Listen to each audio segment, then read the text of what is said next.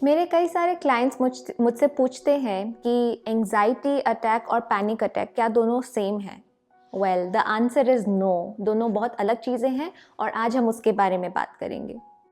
DSM-5 एक ऐसा manual है जो मेंटल हेल्थ प्रोफेशनल्स यूज़ करते हैं for diagnosis for anxiety disorders, depression और any kind of mental health issues.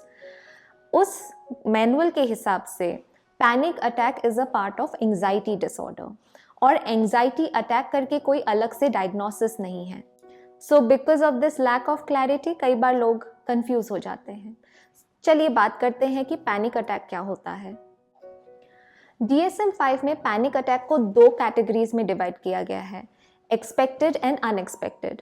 जब किसी वजह से पैनिक अटैक होता है तो उसे कहते हैं एक्सपेक्टेड। कई बार panic attack out of the blue हो जाता है, यानी कि बिना किसी वजह से आप बैठे हुए हैं और अचानक से आपके हार्ट बीट इंक्रीज होने लगती हैं, सांस लेने में मुश्किल होने लगता है, गला सूखा महसूस होता है, शेकीनेस फील होता है, ऐसा लगता है जैसे कि आपको कुछ हो जाएगा या फिर आप पागल हो जाएंगे, आप मर जाएंगे, इस तरह के विचार आना। ये सिम्टम्स, जैसा कि मैंने कहा, it is a part of anxiety disorder. In short, जब किसी रीज़न से होता है तो हम उसे एक्सपेक्टेड पैनिक अटैक कहते हैं, वेयर एज अगर वो अचानक आउट ऑफ द ब्लू हो जाए तो उसे हम अनएक्सपेक्टेड पैनिक अटैक कहते हैं। और अगर ये पैनिक अटैक बहुत बार हो रहा है या मान लीजिए महीने में 2 बार हो रहे हैं तो हम उसे अंडर पैनिक डिसऑर्डर क्राइटेरिया में डायग्नोस करते हैं। एंग्जाइटी सिम्टम्स और पैनिक अटैक के कई सारे सिमिलर सिम्टम्स हो सकते हैं, चाहे वो फिजिकल सिम्टम्स हो या इमोशनल सिम्टम्स हो, बट दोनों में थोड़े डिफरेंसेस भी हैं जो मैं बाद में आपको बताऊंगी। उसके अलावा कई बार दोनों साथ में भी हो सकते हैं। तो मान लीजिए अगर किसी को सोशल एंग्जाइटी है, यानी कि उन्हें लोगों से बातचीत करने में घबराहट होती है, उन्हें लगता है कि लोग उन्हें जज करेंगे, जिसकी वजह से वो बहुत ज़्यादा चिंता करते हैं या फिर बहुत वरीड हो जाते हैं, तो ऐसा हो सकता है कि अगर उन्हें एक सिचुएशन में डाला जाए जहां उन्हें दूसरों से बात करना हो तो वो अचानक से पैनिक अटैक एक्सपीरियंस कर सकते हैं। When they are put in that situation, तो उनकी हार्ट बीट इंक्रीज हो जाएगी, पैल्पिटेशन होगा, जो भी मैंने आपको पैनिक सिम्टम्स के बारे में बताया है वो सारी वो एक्सपीरियंस कर सकते हैं। दोनों साथ में भी हो सकते हैं। कई बार आप ये दो अलग सिम्टम्स एक्सपीरियंस कर सकते हैं, तो आप इन्हें डिफ्रेंशिएट कैसे करेंगे उसके बारे में मैं अभी आपको बताऊंगी। First, anticipated stressor. एंग्जाइटी में अक्सर, जैसा कि मैंने कहा, लोगों के मन में किसी चीज़ के लिए डर होता है, चाहे वो कुछ लोग डॉग से डरते हैं या फिर कुछ लोग स्पाइडर से डरते हैं या फिर कुछ लोग, जैसा कि मैंने बताया, सोशल सिचुएशन में जाने से डरते हैं। तो वो एंटिसिपेशन कि हाँ मैं उस सिचुएशन में हो सकता हूँ, उसी चीज़ से वो डर जाते हैं। वेयर एज पैनिक में ज़रूरी नहीं है कि कोई एक ऐसा स्ट्रेसफुल सिचुएशन हो, वो अचानक से आ सकता है आपको। Second, intensity. Anxiety attacks can be mild, moderate और सीवियर। अगर वो माइल्ड है तो ज़्यादा इम्पैक्ट नहीं करता, आप अपने डे टू डे फंक्शनिंग को अच्छे से कर सकते हैं। Whereas in panic, it is the symptoms are mostly severe. बहुत ज़्यादा इम्पैक्ट होने लगता है आपको, अचानक से वो सिम्टम्स आ जाते हैं जिसकी वजह से आप कामकाज नहीं कर पाते हैं। अक्सर लोग उनकी डे टू डे फंक्शनिंग में बहुत ज़्यादा इम्पैक्ट होने लगता है। Third, physical symptoms.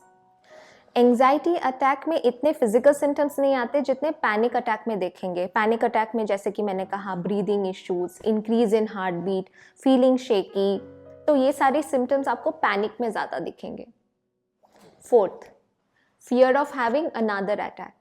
यानी कि जब पैनिक होता है तो आपको एक बार अगर हो जाए तो आपको लगता है कि नेक्स्ट टाइम वो कभी भी हो सकता है, और उसी डर से आप सिचुएशंस अवॉइड करने लगते हैं। जैसे कि अगर आपको लगता है कि आप बाहर जाएंगे तो आपको पैनिक अटैक आ जाएगा, तो आप बाहर जाना बिल्कुल अवॉइड करने लगते हैं। What are the risk factors? किन लोगों में ये अटैक्स होने के चांसेस ज़्यादा होते हैं? पहला, बचपन में कुछ ऐसे एक्सपीरियंसेस जहाँ पे लोगों ने बहुत ही ज़्यादा हॉरर या हेल्पलेसनेस महसूस किया। दूसरा, अगर आप बहुत ज़्यादा स्ट्रेसफुल सिचुएशन में हैं, जैसे कि क्रॉनिक स्ट्रेस अबाउट फाइनेंस या फिर जॉब, या फिर आपकी लाइफ में कुछ ऐसी घटना हुई है जैसे कि लॉस ऑफ लव्ड वन, तो भी आप एक रिस्क फैक्टर में हैं, या फिर आप बचपन से ही बहुत एंग्शियस रहे हैं, पर्सनैलिटी ही आपकी थोड़ी एंग्शियस है, तब भी चांसेस है कि आपको ये अटैक्स हों। इसके अलावा अगर आपको कोई और मेंटल हेल्थ डिसऑर्डर है, जैसे कि डिप्रेशन, या फिर आपके फैमिली में किसी और को मेंटल हेल्थ डिसऑर्डर है, तो उसकी वजह से भी आपको एंग्जाइटी हो सकता है। या अगर आप कोई ड्रग्स यूज़ कर रहे हैं, अल्कोहल ज़्यादा यूज़ कर रहे हैं, these can also make you more anxious. कुछ ऐसे हेल्थ कंडीशंस भी होते हैं जहाँ पे आप इस तरह के अटैक महसूस कर सकते हैं, जैसे कि थायराइड। अगर आपकी थायराइड लेवल बहुत हाई है, तब भी आपको इस तरह के सिम्टम्स हो सकते हैं। So that can be due to medical issues. अगर आप ये सिम्टम्स एक्सपीरियंस कर रहे हैं तो घबराने की कोई बात नहीं, आप मेंटल हेल्थ प्रोफेशनल के पास जाइए, बिकॉज इसका इलाज संभव है विथ मेडिकेशन और with psychotherapy.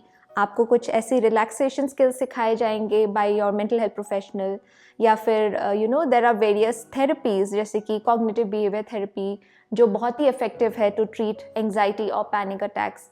So do not hesitate to reach out for help. So that's about it. I hope आपको मेरा वीडियो थोड़ा इन्फॉर्मेटिव लगा, and like I always say, do not hesitate to reach out for help, and always remember that mental health is as important as your physical health.